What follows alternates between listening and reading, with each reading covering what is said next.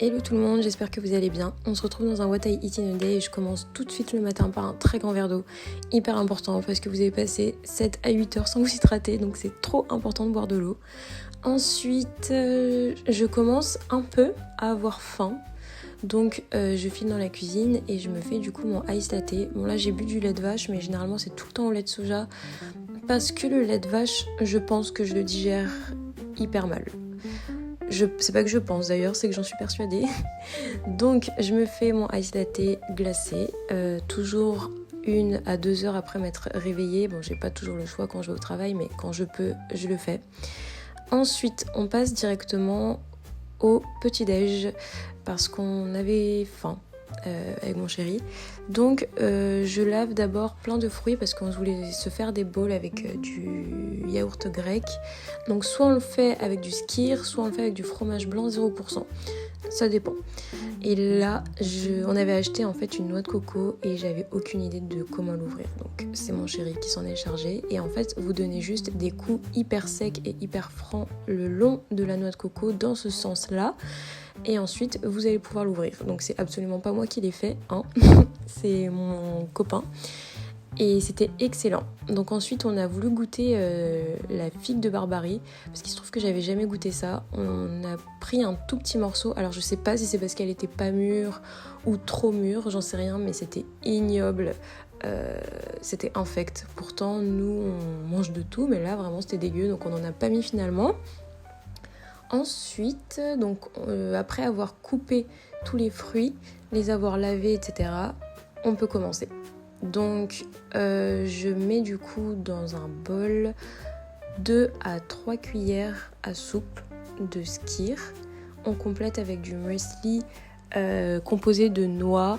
Donc il y a plein de types de noix, hein, noix de cajou, noix normales, amandes, etc. Et en fait on avait la veille mangé ce genre de bowl mais avec plein de fruits rouges, donc on a décidé de changer et de varier parce que c'est hyper important. Donc on a mis noix de coco, abricot, kiwi et raisin, donc ça c'est pour moi. Et pour mon chéri, il a juste inversé l'abricot par des nectarines parce qu'il n'aime pas trop ça. Ensuite une grosse cuillère de miel. Et là c'était du miel de région et il était excellent, vraiment excellent. Et quand on goûte du miel comme ça, on voit tout de suite la différence avec du miel qu'on peut acheter chez Carrefour, Monoprix, etc. Et ensuite on recouvre donc de graines de chia, de cranberries, de baies de goji, etc. Et c'était vraiment exquis, c'était incroyable. Mon chéri lui a fait une version sans baies de goji. J'ai rajouté également 1 ou 2 bananes séchées parce que j'aime ça. Et voilà, c'était excellent, on s'est régalé et ça nous a beaucoup calé pour le reste de la journée.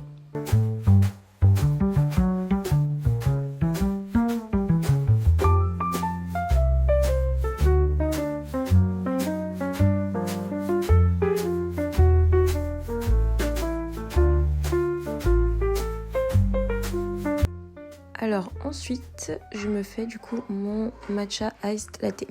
Alors sachez que tout ça, c'était pas du tout la même journée, c'est juste des séquences que j'ai retranscrites sur une journée entière parce que je trouvais ça plus pertinent.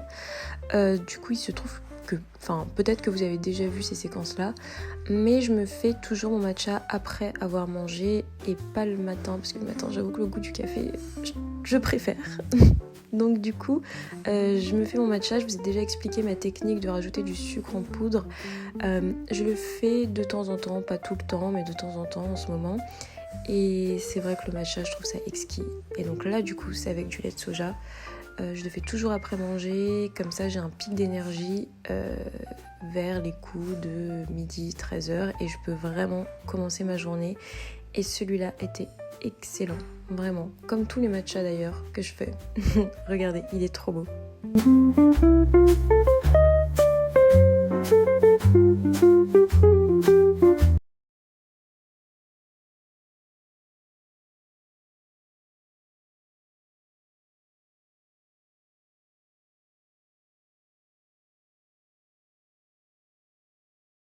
Hyper simple, je vous montre. Alors on se retrouve du coup et j'étais en train d'émietter ma feta. C'est vrai que le fromage de brebis, je suis vraiment pas fan et je trouve que quand la feta est émiettée, on sent un peu moins le goût.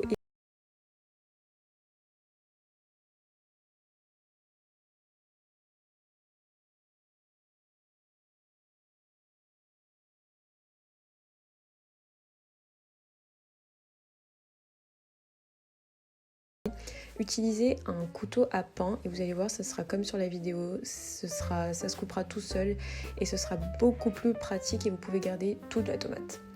Ensuite, une fois que j'ai coupé mes tomates, je prends une assiette creuse parce que je trouve ça hyper joli et je dispose mes tomates coupées du coup en cercle.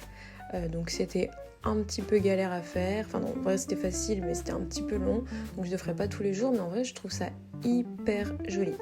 Ensuite, j'ai fait cuire 2 œufs durs, donc un pour moi et un pour Chachou du coup. Et j'avais envie d'avoir une cuisson donc de mollets. Et pour ça, faut les faire cuire 5 minutes, pas plus, et votre jaune d'œuf sera hyper coulant. Ensuite, je saupoudre de feta, je saupoudre également de ciboulette. Donc pareil, elle était fraîche puisqu'elle venait du jardin. Et je pense que la ciboulette est ma plante aromatique préférée. J'adore les plantes aromatiques et elles sont hyper bonnes pour la santé, mais la ciboulette c'est quand même quelque chose. Ensuite, j'ai saupoudré de graines de chia, un tout petit peu de bégoji que pour moi et pas pour Chachou parce qu'il aime pas ça. Comme prévu, Chachou nous a fait 2 beefsteaks cuits au brasero et c'était incroyable, c'était vraiment fantastique. Regardez la cuisson de mon œuf. Waouh, on s'est régalé et vous allez voir que vraiment je fais pas semblant et que je me suis vraiment régalée.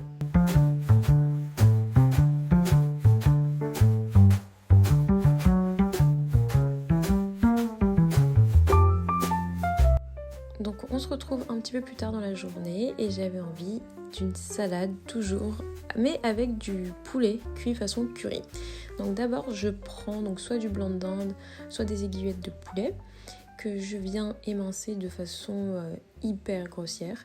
Je viens les faire revenir dans un filet d'huile d'olive et déposer sur une casserole du coup. Et vous allez voir que c'est ultra simple, mais c'est exquis et j'adore le curry, j'adore ça. Donc je viens déposer du coup mes émincés de poulet. Je viens saupoudrer de sel, de poivre et d'environ 1 cuillère à soupe, je dirais, de poudre de curry jaune. Et si vous voulez, ça c'est du curry thaï et je trouve vraiment que ça se marie hyper bien avec du coup du lait de coco, même si c'est pas ce que je vais faire aujourd'hui, mais ça se marie aussi tout aussi bien dans une salade comme je vais le faire aujourd'hui. Donc je mets vraiment l'équivalent d'une cuillère à café ou à soupe et après c'est vraiment à vous de jauger, mais je pense que vous devriez d'abord en mettre un petit peu et après en rajouter. C'est pas du tout épicé, même pas un peu relevé et c'est vraiment excellent. Ensuite je prends des pommes de terre qui ont déjà été pré-cuites que je viens découper de façon hyper grossière en cubes. Voilà, en fait j'étais pressée parce que j'avais faim, donc je fais pas ça de façon hyper précise, mais voilà, et je peux vous dire que j'adore ça. J'aime tous les types de salades, riz, pâtes, mais ce genre de pommes de terre pré-cuites à la vapeur, je trouve ça excellent en salade et ça se marie hyper bien avec absolument tout. Ensuite, je viens déposer un mélange de roquettes et de mâche dans 2 assiettes. Je viens déposer du coup mes morceaux de pommes de terre et regardez, c'est excellent. Et vous allez voir que dans cette recette, c'est surtout la sauce qui fait tout. Et je vais vous montrer, pour faire la sauce, c'est ultra rapide et vous avez besoin de, au final, très peu d'ingrédients. Donc du coup je les dispose comme ça, donc là on avait ultra faim, donc franchement j'ai vraiment énormément blindé les assiettes. Ensuite vous me retrouvez toujours avec ma feta, que cette fois-ci je n'ai pas émietté et j'ai décidé de couper ça en cubes, même si je préfère quand même la feta émiettée, donc je la coupe en cubes et je viens couper ça en plus petits morceaux. Je vais venir ensuite récupérer mes assiettes et je saupoudre de la feta que j'ai préalablement découpé. Au niveau de la sauce, donc 2 cuillères à soupe d'huile de pépins de raisin, 1 cuillère à soupe de vinaigre de cidre, un tout petit peu de moutarde, ensuite 1 cuillère à soupe de yaourt grec. Donc là c'était du yaourt grec citronné parce que j'avais que ça. Bon, c'est quand même passé, mais je pense que c'est mieux du yaourt grec nature. Je dépose un avocat, je saupoudre de graines de chia, de tomates cerises et je dépose mes aiguillettes de poulet au curry. Et je vous assure que c'était excellent. Alors j'ai quand même voulu vous proposer une recette sucrée, donc là on va faire une salade de fruits, donc ça n'a pas été fait ce jour-là, mais j'ai quand même trouvé ça sympa de vous proposer ça. Donc vous allez avoir besoin de feuilles de menthe, melon, mangue, citron vert, gingembre, ananas, kiwi, groseille mûre, pommes, et je crois que c'est tout. Donc vous découpez en gros, pour faire court, tous les fruits en petits morceaux. Donc Chachou lui s'est occupé des pommes, d'ailleurs il vous dit bonjour. Ensuite il s'est occupé de l'ananas parce que je sais plus ce que je faisais, mais je trouvais ça vraiment pas cool à découper. Ensuite les kiwis, et Chachou adore ça, il adore les kiwis. Donc vous épluchez, vous coupez en petits morceaux et c'est très simple, vous mettez tout dans la salade de fruits. La salade de fruits, je trouve ça vraiment exceptionnel parce que ça a plein de vertus et d'hyper bon, enfin c'est une très bonne source de protéines, de vitamines, etc. pour votre corps. Au niveau de la sauce, hyper simple, donc j'ai tout simplement pris du jus de citron vert. J'ai également ajouté une très grosse cuillère à soupe de miel, donc toujours le même miel. Et je crois que c'est tout. Les feuilles de menthe aussi par-dessus pour la décoration. Et j'ai déposé les groseilles d'une façon très jolie d'ailleurs. Et je vous ai pas montré quand j'ai fait la sauce, mais je vous conseille vraiment de faire une sauce, sinon ça risque d'être quand même très très sec. Et là c'était vraiment excellent. Après dans la sauce, il y a certaines personnes qui rajoutent du rhum. Nous on n'a pas rajouté ça, d'autres qui rajoutent du jus d'orange frais. Là on n'avait pas d'orange, c'est pour ça. Mais voilà, j'ai pas fait la meilleure sauce du monde. Mais voilà, j'espère que cette vidéo vous aura plu, que vous avez appris plein de choses et je vous embrasse très fort. Gros bisous.